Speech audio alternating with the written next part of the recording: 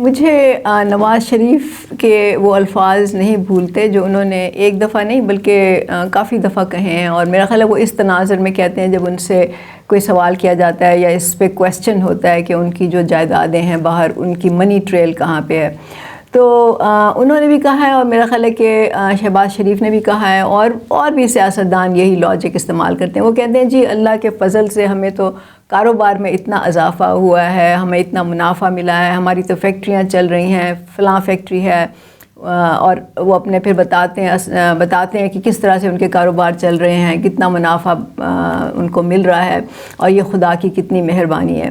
تو باقی سیاستدان بھی جیسے میں نے کہا وہ یہی باتیں کرتے ہیں، اور جہاں تک زرداری صاحب کا تعلق ہے وہ تو اپنے آپ کو فقیر کہتے ہیں۔ میں کہتی ہوں ایسی فقیری اللہ ہر ایک کو دے جس میں کہ آپ کی دولت بڑھتی چلی جائے، آپ جس چیز کو ہاتھ لگائیں وہ سونا بن جائے۔ لیکن یہ سب سوچ کے جو سوال میرے ذہن میں اٹھتا ہے اور آپ کے ذہن میں بھی اٹھنا چاہیے وہ یہ ہے کہ یہ خدا جو ہے وہ صرف ان پہ کیوں اتنا مہربان ہے؟ مطلب صرف ان کے کاروبار کیوں چلتے ہیں، صرف ان کی فیکٹریاں کیوں منافع کماتی ہیں، کیوں صرف ان کی دولت جو ہے اس میں اضافہ ہوتا جا رہا ہے؟ کیونکہ آخر کار یہی جو دو بڑی پارٹیاں ہیں، مطلب پیپلز پارٹی ہے اور پھر نون لیگ ہے، یہی تو پاکستان کو چلا رہی تھی نا پچھلی کئی دہائیوں سے۔ اور پاکستان کے جو تمام معاملات ہیں معیشت کے، جن میں کہ ایس او ایز جو کہتے ہیں اسٹیٹ اونڈ انٹرپرائزز، جس کے آج کل بہت ہی جس پہ طوفان اٹھا ہوا ہے اور واویلا ہو رہا ہے، اور کہہ رہے ہیں کہ جی یہ خسارہ ہے ملک کے لیے اور ان کی نجکاری ہونی چاہیے، اور جس میں پی آئی اے بھی شامل ہے، تو وہ انہی کی تو رسپانسبلٹی تھی نا چلانا، ان کو چلانا بھی تو یہ ان کی ذمہ داری تھی کہ یہ وہاں پہ بھی یہ پروفٹ کماتے، اس کو بھی اتنے ہی ایفیشینٹلی چلاتے، اتنے ہی دھیان سے چلاتے پاکستان کے اداروں کو کہ پاکستان کو بھی منافع ملتا، پاکستان بھی خوشحال ہوتا۔ لیکن وہ تو نہیں ہوا نا۔ تو کیا وجہ ہے؟ کیا یہی بات واقعی صحیح ہے کہ یہ خدا یہ چاہتا ہے کہ یہ لوگ امیر ہوتے جائیں، ان لوگوں کو منافع ملتا جائے، ان کے صرف کاروبار جو ہیں وہ کامیاب ہوں؟ لیکن نعوذ باللہ کیا خدا یہ چاہتا ہے کہ پاکستان کے لوگ جو ہیں وہ غربت میں ہی پھنسے رہیں، پاکستان کا خزانہ خالی ہو، پاکستان جو ہے وہ قرضے میں ڈوبتا چلا جائے؟ کیا اس کی ذمہ داری یہ لوگ خدا پہ ڈالتے ہیں؟ نعوذ باللہ میں تو یہ بات نہیں مانتی، اور آپ کو بھی نہیں ماننی چاہیے، کیونکہ خدا یہ تو نہیں کہہ سکتا نا، یا خدا نہیں کر سکتا کہ وہ ان چند لوگوں کو امیر بناتا چلا جائے اور باقی جو ملک کا جو ہے وہ نقصان کرتا چلا جائے۔ تو بات یہ ہے کہ یہ آپ کو بھی سوچنا چاہیے کہ یہ دراصل ان کی نہ صرف کہ نااہلی ہے، بلکہ نااہلی سے زیادہ ان کی خود غرضی ہے، ان کی مفاد پرستی ہے، اور ان کی منافع خوری ہے، اور اس وجہ سے پاکستان کا خزانہ خالی ہے، اس وجہ سے پاکستان کی جو ادارے ہیں وہ فیل ہو رہے ہیں، اس کی وجہ سے جو اس وقت ایک مصیبت پڑی ہوئی ہے کہ نجکاری کرو، وہ اس لیے نہیں ہو رہی۔ اور اصل میں بات یہ ہے کہ یہ جو پورا نجکاری کا جو پلان ہوتا ہے نا کہ جی فلاں ادارے کو نجکاری کرو، یہ لوگ جان بوجھ کے ایک پلان طریقے سے اس کو پہلے اتنا خراب کر دیتے ہیں، اتنا اس کو ڈاؤن کر دیتے ہیں، اتنے اس میں پرابلمز کریٹ کر دیتے ہیں کہ پھر ان کو بائر بھی نہیں ملتا، تاکہ پھر یہ خود اس کے اونے پونے جو ہیں، یا یہ خود یا ان کے فرنٹ مین یا ان کے خاندان والے اس کے دام لگائیں اور پھر ان کو اونے پونے وہ چیزیں مل جائیں۔ ابھی آپ کو معلوم ہے کہ جو پی آئی اے ہے اس پہ 10 ارب کا، جبکہ اس کی جو اصل میں جو قیمت ہے وہ تو میرا خیال ہے بہت زیادہ ہے، لیکن انہوں نے جو تخمینہ لگایا تھا وہ 85 ارب کا تھا، اس کے مقابلے میں 10 ارب کی بڈ ان کو ملی۔ اب یہ کیسے ہم اس مقام تک پہنچے؟ یہ سب ان کا ہی کیا دھرا ہے۔ اور میں صرف یہ نواز شریف اور زرداری یا ان کی جو دو بڑی پارٹیاں ہیں یہ تو دہائیوں سے یہ کر رہی ہیں، لیکن ابھی حالیہ جو آپ کے سامنے ہے، جب ایک صادق اور امین کو، عمران خان کو جب حکومت میں لایا گیا اور کہا گیا کہ جی وہ تو آ کے کرپشن کا بھی خاتمہ کرے گا، وہ تو آ کے ملک کو چلائے گا، اور ملک جو ہے وہ وہاں پہ دودھ کی نہریں بہنی شروع ہو جائے گی، اس نے کیا کیا؟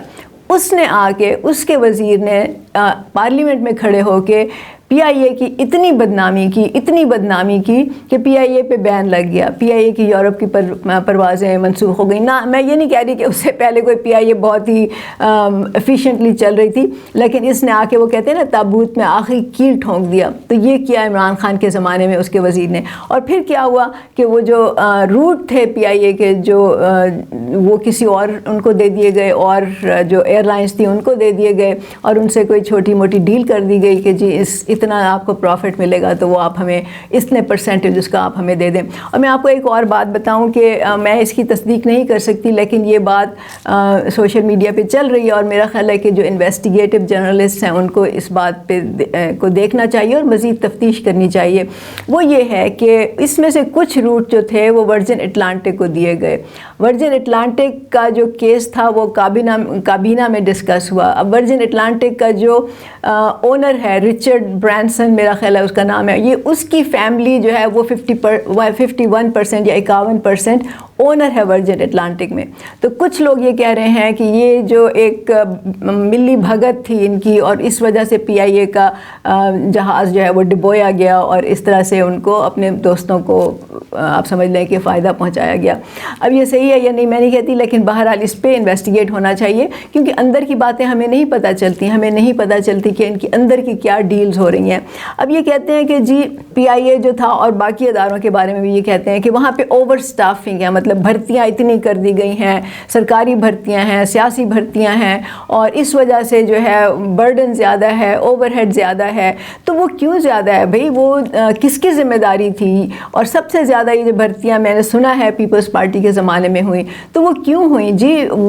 کیا ریاست کی ذمہ داری نہیں ہے کہ وہ ایسے پلانز بنائے, ایسے پروگرامز لے کے آئے, ایسے پروجیکٹس لے کے آئے جس سے بے روزگاری کا خاتمہ ہو اس ملک میں, جس سے لوگوں کو باعزت زندگی گزارنے کا موقع ملے؟ تو اس پہ تو یہ کام نہیں کرتے. کیونکہ اس پہ کام نہیں کرتے کیونکہ وہ ان کے انٹرسٹ میں نہیں ہے, ان کو کیا فرق پڑتا ہے. تو یہ جب اپنے جو سیاسی ان کے حمایتی ہوتے ہیں, جو ان کے ووٹرز ہوتے ہیں, وہ جب ان کے پاس آتے ہیں کہ جی اب ہم نے آپ کی حمایت کی تھی, سیاسی حمایت کی تھی, ہم آپ کے ساتھ کھڑے ہوئے تھے, تو اب آپ ہمیں اس کے بدلے میں کچھ دیں, تو یہ سیاسی بھرتیاں جو ہے یہ ان اداروں میں کر کے ان پہ احسان جتاتے ہیں, پاکستان کا خزانہ جو ہے یہ ڈبوتے ہیں. تو اب میں آپ سے پوچھوں کہ کیا یہ اپنے اداروں میں ایسے کرتے ہیں؟ کیا ان کی جو اپنی بزنسز ہیں وہاں پہ یہ اس طرح کی بھرتیاں کرتے ہیں؟ کیا وہاں پہ یہ اس کا اوور ہیڈ زیادہ کریں گے؟ کبھی نہیں کریں گے. یہ وہاں پہ اپنے جو مزدور ہیں, جو اپنے ورکرز ہیں, ان کو تو یہ 30,000 جو منیمم ویج ہے وہ بھی شاید نہیں دیتے. وہاں پہ تو شاید ان کے 10,000 میں 15,000 میں لوگ کام کر رہے ہوں گے. وہاں پہ تو کانٹریکٹ لیبر پہ یہ لوگوں کو بھرتی کرتے ہیں تاکہ ہمیں ان کی ذمہ داری ہی نہ اٹھانی پڑے. تو وہاا پہ تو یہ لوگ نہیں کرتے نا, وہاں پہ تو یہ اوور سٹافنگ نہیں کرتے, وہاں پہ زیادہ بھرتیاں نہیں کرتے. وہاں پہ تو یہ کم سے کم اجرت دے کے, کم سے کم مزدور بھرتی کر کے, ان کا خون چوس کے زیادہ سے زیادہ منافع کمانا چاہتے ہیں. تو یہ جو ہے وہ نظام ہے آپ کے ملک میں جو اس وقت چل رہا ہے. اور آپ لوگ جو لڑ رہے ہیں کبھی عمران خان کے لیے, کبھی زرداری کے لیے, بلاول بھٹو کے لیے, کبھی نواز شریف کے لیے, مریم کے لیے, یہ انہوں نے آپ کے لیے کیا ہے, یہ انہوں نے آپ کے ساتھ کیا ہے جو آپ کو سمجھ نہیں آ رہی. تو بات یہ ہے کہ جو کچھ بھی اس ملک میں ہو رہا ہے, PIA تو اس کی صرف ایک مثال ہے. آپ کو معلوم ہے پاکستان سٹیل ملز کا کیا حال ہے اور باقی بھی جو اداروں کی اس وقت ہو رہی ہے. تو اصل میں بات یہ ہے کہ یہ تمام سیاستدان, یہ تمام بڑی پارٹیاں جو کہ حکومت کر چکی ہیں اس کی ذمہ دار ہیں.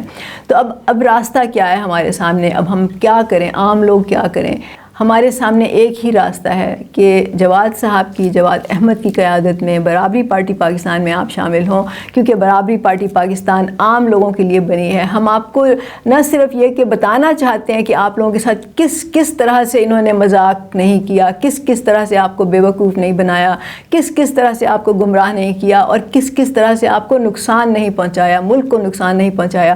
اور یہ کبھی آپ کی حمایت میں نہیں کچھ کریں گے, کبھی آپ کے فائدے کے لیے کچھ نہیں کریں گے. یہ ہر چیز میں اپنا مفاد ڈھونڈتے ہیں.